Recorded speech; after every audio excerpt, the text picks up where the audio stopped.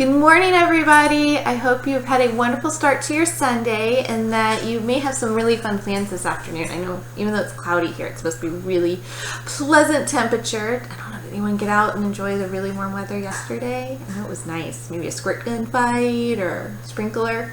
I know if you didn't get it yesterday, this next week, summer's arriving, so you can definitely have some fun with that.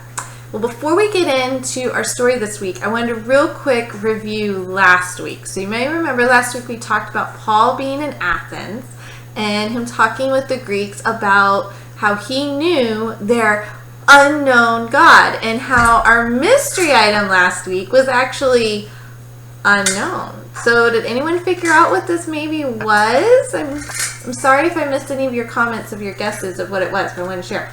So if you didn't know, and maybe you've seen one of these in your grandmother's kitchen possibly, or maybe your mom or dad have one that they inherited, this is actually an antique fruit masher. So anyone like applesauce or jam, any of those kind of things that you preserve or make with fruit, you could, after you cooked your fruit, made it all soft and good and ready to go into your jams, you could put it in here. And then when you twirled this, it actually would push through and mash the fruit, and it would come out the bottom, and it's got little feet, so you could rest it on the pot or the bowl that you're putting it in. So evidently makes really good applesauce and stuff. But yeah, fun story about this, when we actually found this at an antique shop here in Virginia, my husband got all super excited about it. He was like, oh my goodness, and he was running over with it like, hey, I found one, and I'm going, what is this? I had never seen one. So he actually has really fun memories of making applesauce with his grandmother growing up, and she had one, and he never knew what happened to it. So he was really excited when we found it. So that is why we have it. So I thought it was a really fun thing and just a fun reminder about how Paul's trip to Athens and how he told people there about the one true God. So yeah, so that's what it was from last week. So if you missed it, you can go back and watch the video about that. All right, let's go ahead and dive into this week because we actually have two stories to tell. So our first story is going to be for our younger kids, for our preschool and younger group and our kindergartners. Our second story is for our 1st through 5th graders. But both of them have the same theme, so I wanted to tell them together. So let's check out our mystery bag to see what our theme is. So, oh, you're cute. It's a cute little lion. I wonder why we'd have a lion. Well, I know there's Daniel in the lion's den, but we're talking about Paul, so it's not that.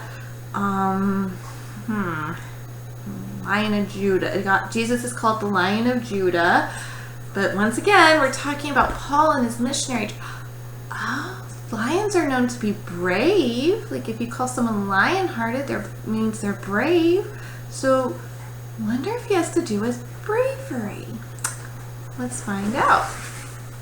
All right, so our story, like I said, both of these stories come from the book of Acts. So our first story, I'll get our picture, is from Acts 16, so chapter 16. I'll put it over here so you can see it.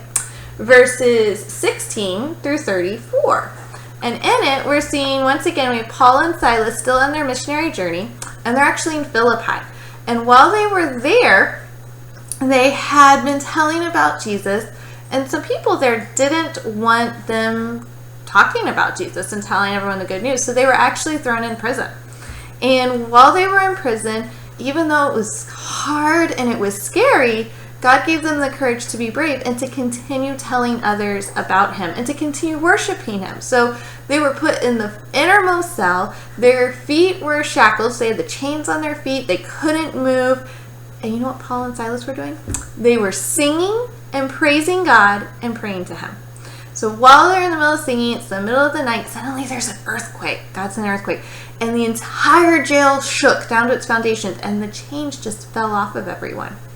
And the prison doors were flown open from this earthquake. So it was awesome and great. Well, the jailer had been told to keep track of everybody, came running out, and he thought they were all gone. But Paul and Silas, they cried out. They said, wait, no, we're all here. It's okay. So the jailer comes running in going, you must tell me who is this person you keep telling me about or talking about, and how can I be saved?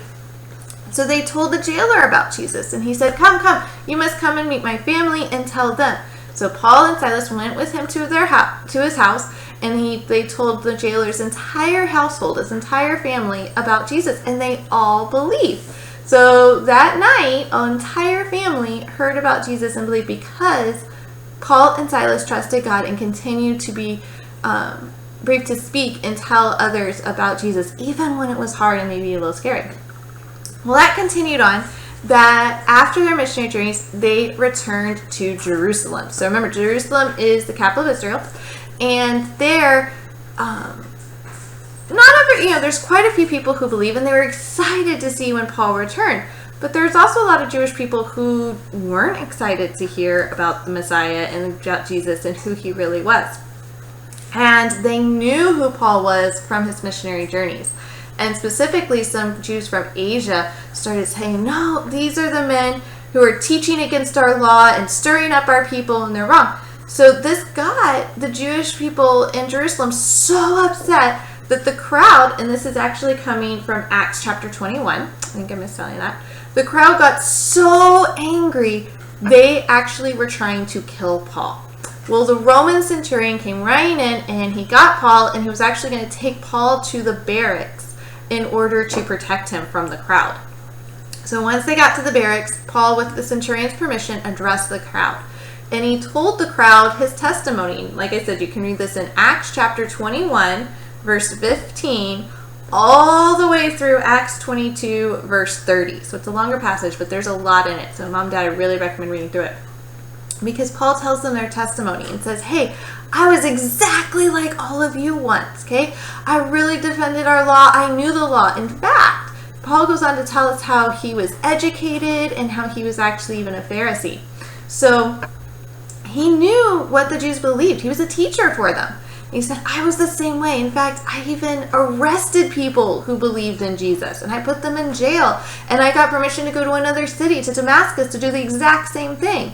But on the way there, a bright light shone, and a voice said, Saul, why are you persecuting me?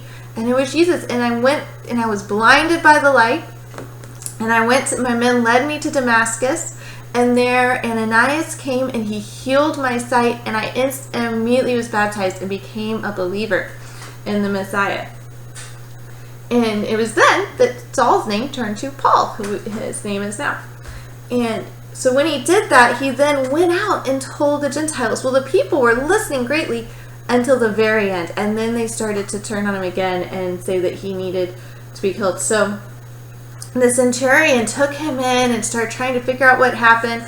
He then learned that Paul was a Roman citizen. And at this time, if you were a Roman citizen, Roman citizens could not be arrested or beaten or put in jail unless they'd been proven guilty, unless they actually had a trial. So the centurion's like, okay, then I need to find out what's happened, but I'm still going to protect you.